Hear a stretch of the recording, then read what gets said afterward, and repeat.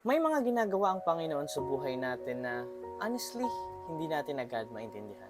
Welcome to A Verse a Day Makes Us Better Every Day, and this is day 24. If we're honest, we've all been there na nagtitiwala tayo sa Panginoon, nagpe-pray tayo araw-araw, nagbabasa tayo ng Bible, ginagawa natin lahat ng mga kaya natin para sumunod. Pero parang walang kabuluhan pa rin yung mga nangyayari. Pero ito yung madalas na hindi natin napapansin, na hindi lahat ng ginagawa ng Panginoon sa buhay natin ay maiintindihan natin agad. Hindi dahil mali siya o hindi dahil wala siyang plano para sa atin, kundi dahil limited tayo as a human. May timing ang understanding, kagaya ng mga timing ng plano ng Panginoon sa buhay natin. Minsan, we are in the middle of the process, kaya hindi pa natin agad nakikita yung kabuuan. Kaya nung sinabi ni Jesus kay Peter doon sa John chapter 13 verse 7, Jesus answered him, "What I am doing, you do not understand now, but afterward, you will understand." Context nito ay hinuhugasan ni Jesus yung mga paa ng disciples. And sabi ni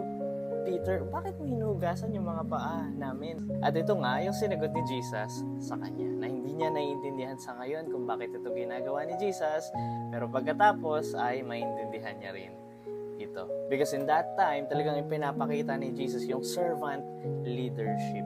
Na kung titignan natin, hindi dun sinabi ni Jesus na you will never understand. Sinabi ni Jesus, you will understand.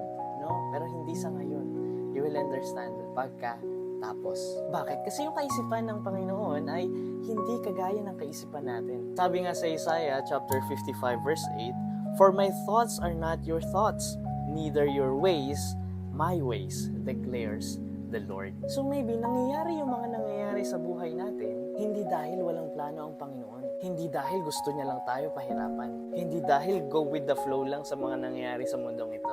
God is doing something that we can't ever imagine or think of. So if you're going through a hard season of your life right now, tandaan mo, nakasama mo ang Panginoon.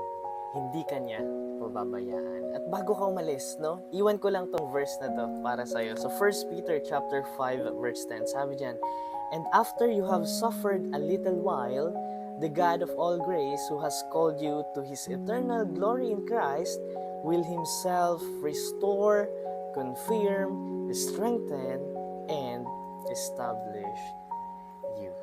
Yes, we don't always understand. We don't know kung ano yung plano ng Panginoon sa buhay natin. And that's okay.